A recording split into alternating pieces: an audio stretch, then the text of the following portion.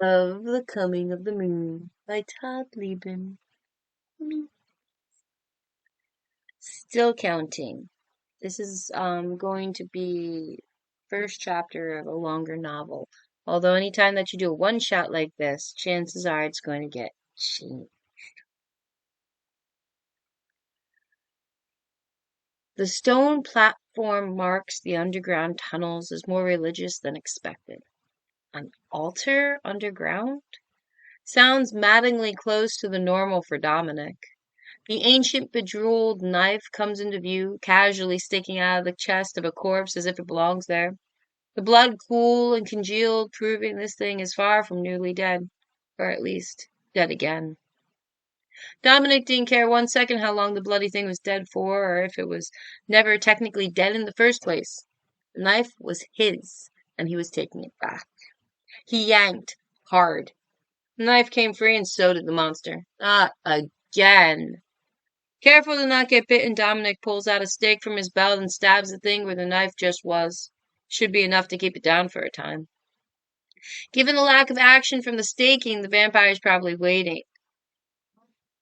Veins like that are normal, and if left alone, these guys will sneak attack when no one's looking. Dominic hides his knife away, glad to have it back, even at such an expense. It was not supposed to leave his side. Twitching of the staked vamp means death hasn't happened yet. Undeath is hard to handle. Fire may be one of very few ways. Even the knife only left it incapacitated. Immortal killers are not everything you think they are. It's more like a time delay. Waste of money. But it was his waste of money. Alcohol-soaked rag and lighter off the vampire the desired end.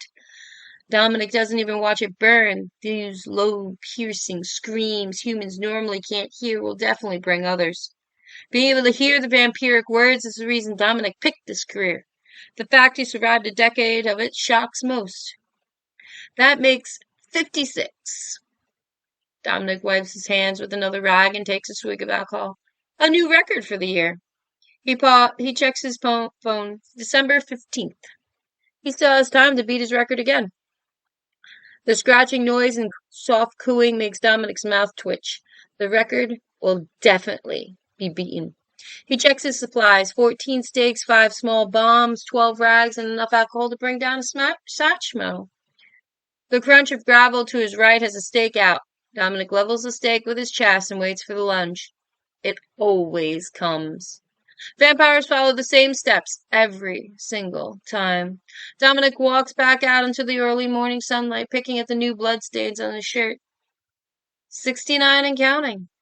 He checks his knife. It's still in its spot.